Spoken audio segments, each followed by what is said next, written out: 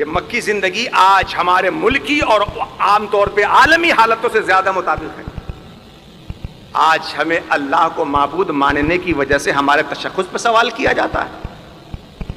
محمد رسول اللہ کا کلمہ پڑھنے کی وجہ سے ہماری تہذیب پہ وہ لوگ انگلی اٹھانے لگے ہیں جن کے یہاں تہذیب کا تصور تک نہیں ہے. ایسے نازک دور میں ہمیں رسول اللہ کی سیرت اور سیرت کا وہ حصہ جو مکی زندگی میں 13 سالہ ہے اپنے ہر لمحہ سامنے رکھنا چاہیے. اور مجھے یقین ہے, میرا ایمان ہے کہ جیسے رسول اللہ کے لیے مکی زندگی کے بعد مدنی دور آیا, فتح مکہ کی نعمتیں ملی, رسول اللہ کے ماننے والے بھی اگر مکی زندگی ان کے نقش قدم پہ گزارے تو مدنی زندگی کی نعمت اللہ ضرور انہیں عطا فرمائے گا. رسول اللہ کی مکی زندگی میں یہی تو ہو رہا تھا. شمس الدین نام تمہارا ہے, اب آپ کو مارا جا رہا ہے. آپ نماز پڑھنے جا رہے ہیں, آپ کو دہشت گرد بتایا جا رہا ہے. وہی اگر کوئی دوسرا نام ہو تو کیس ہلکا ہو جاتا ہے, اور فخر الاسلام قمر الاسلام ہو تو بہت سارے ایکٹ اور دفعات چارج کر دیے جا رہے ہیں. ایسے میں اپنی ملت کے نوجوانوں سے خاص طور پہ اور تمام لوگوں سے عرض کرتا ہوں, یاد رکھیے رات کے بعد دن اور دن کے بعد رات یہ تو اللہ کے قانون کا حصہ ہے. امیری کے بعد غریبی, غریبی کے بعد امیری یہ تو فطرت کا تقاضا ہے. بیماری کے بعد صحت اور صحت کے بعد بیماری یہ تو نظام وجود کا حصہ ہے. لیکن جو اللہ کے رسول کی سیرت کو اپنی زندگی میں مضبوطی سے تھامے رہے گا, رات کی تاریکی بھی اس کا قدم چومے گی, دن کا اجالا بھی اس کا جھومر بنے گا.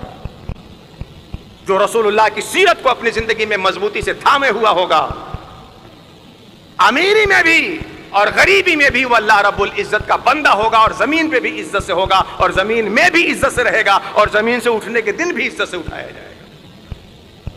لیکن اس مکی زندگی کو سامنے رکھنے کے لیے آپ کو کیا کرنا ہے؟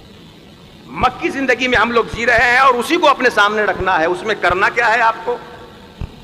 تو سب سے پہلے تو آپ کو ایک بات بتا دوں کہ ہم اقلیت میں ہیں, مائنورٹی میں ہیں, الف سنکھیک ہیں, کم ہیں. کیا کریں کیا کریں کیا کریں؟ اسی مجلس میں نقیب ملت کے توسط سے اللہ رب العزت کی بارگاہ میں رحمت للعالمین کو وسیلہ بنا کر کے دعا کرتا ہوں, اور آپ سے عمل کی گزارش کرتا ہوں کہ ذہن سے یہ ڈر نکال دیجئے کہ ہم کم ہیں, ذہن سے ڈر نکال دیجئے کہ ہم اقلیت میں ہیں, یہ ڈر نکال دیجئے کہ ہم مائنورٹی میں ہیں. بات کمی اور زیادتی سے نہیں ہوتی, بات کمیت سے نہیں ہوتی, بات کیفیت سے بنتی ہے. کوانٹیٹی سے کام نہیں چلتا, کوالٹی کی ضرورت پڑتی ہے. آپ کم ہو لیکن اچھے ہو تو دنیا پہ حکومت کریں گے. آپ کم ہو, آپ کے اندر صلاحیت ہو, اہلیت ہو تو لوگ آپ کو بلائیں گے, اپنے ہاں حکومت کی دعوت دیں گے. لیکن زیادہ ہی ہو اور کسی کام کے نہ ہو.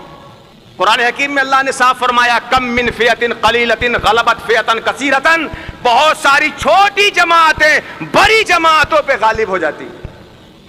آپ مجھے بتائیے, آپ کے سامنے 1 کنٹل لوہا ہو اور 10 گرام سونا ہو, اور کہا جائے کہ آپ کو اختیار ہے دونوں میں سے جو چاہیے وہ لے لیجئے, آپ کسے لینا پسند کریں گے؟ لوہے کو؟ نہیں. کس کو پسند کریں گے؟ سونے کو.